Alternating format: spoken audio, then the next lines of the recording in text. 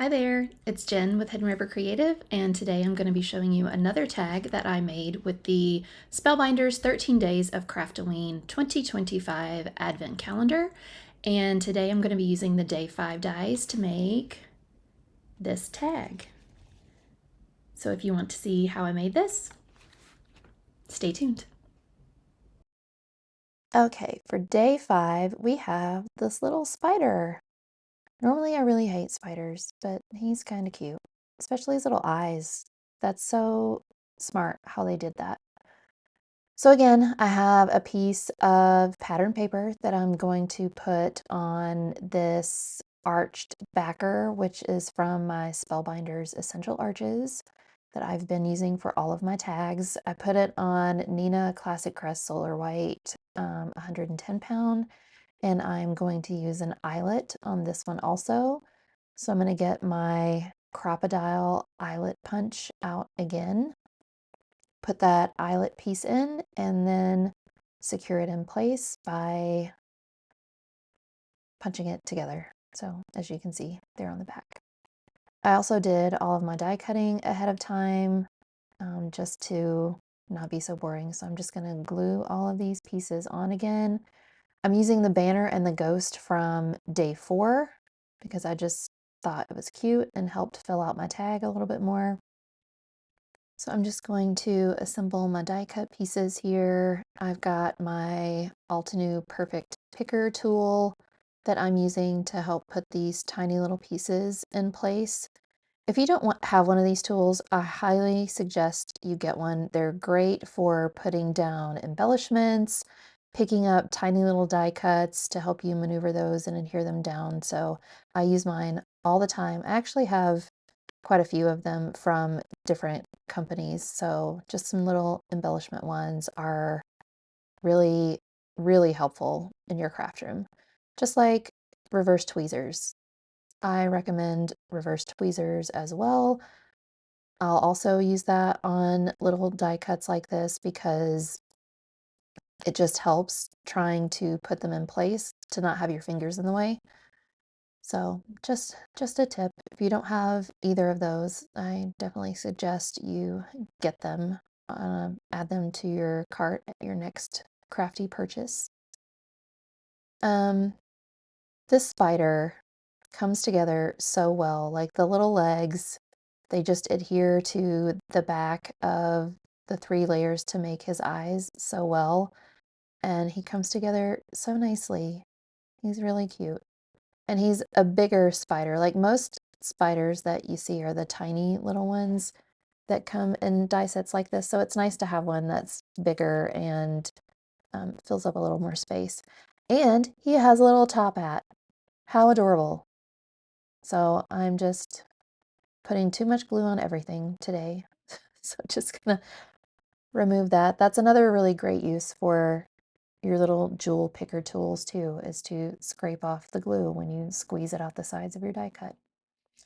And here comes the little pumpkin. Again, I told you my last video that I used him in a couple more tags because he's tiny and sweet and so adorable. For my banner this time, I'm actually gonna have my ghost holding the banner.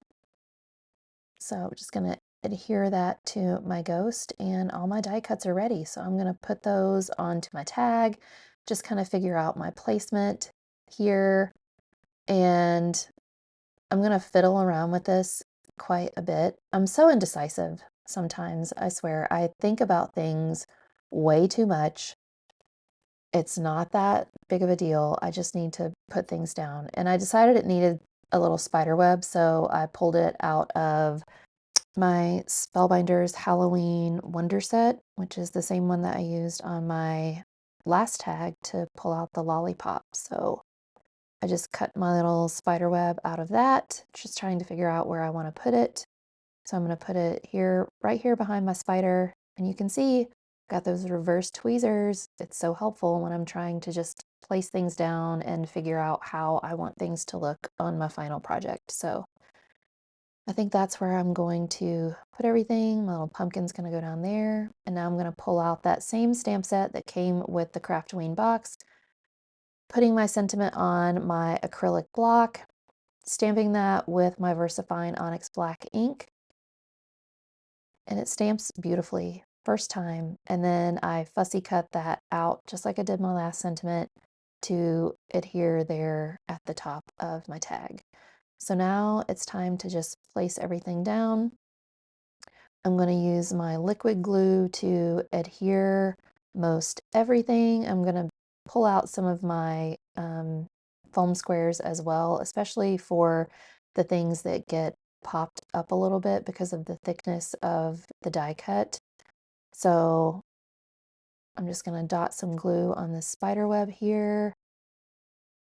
I don't want to get too much because it will for sure squeeze out the sides and look kind of messy on my tag here.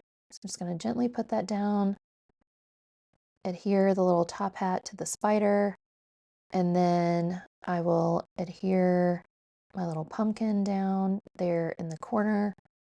And for my spider, because his body is 3 layers thick of that cardstock, I'm going to put some foam tape on him and on his hat and just kind of pop him up away from the ghost to make him stand out a little bit more.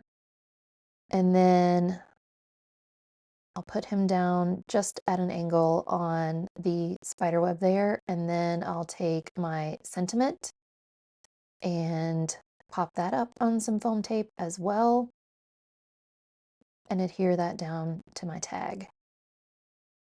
And then it's going to be time for ribbon. And in all my videos where I'm making these tags, all of my ribbon just comes from my stash that I've had. So it's a lot of different companies. So I don't really link to it in my description box below the video because a lot of it is Stampin' Up. A lot of it is stuff that I've just gotten from Michaels over the years. And then I had a whole bundle, I guess you'd call it. Yeah, a bundle of Halloween trim ribbon that I got on sale from Michaels one year. So I just pull things out that match what I have going on my tag, and that's what I use. So if you're like me and you have a lot of ribbon, just use what you have and make it work. So I'm just going to feed my ribbon through my eyelet here. I'm going to pull out my picker tool here to push this ribbon through because it's kind of a tight fit. And voila. I'll just pull that through. I'll tie it all together into a little knot, and that was a pretty quick tag to put together.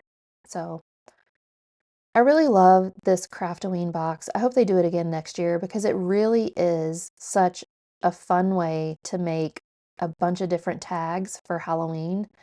And if you think about it, I don't send a lot of Halloween cards. I love Halloween. I love making Halloween cards, but I don't really have a lot of opportunity to send them to people, but I definitely have opportunity to give treat bags away and little Halloween gift baskets. So I think that's what I'm going to use these for this year. There's a lot of teachers that are going to get fun little Halloween gift baskets. So I appreciate you all watching this video. Please give me a like. If you haven't subscribed already, please do that. I would appreciate it so much. And if you would like to be notified of future videos that I post, don't forget to hit the bell for notifications. Thank you all.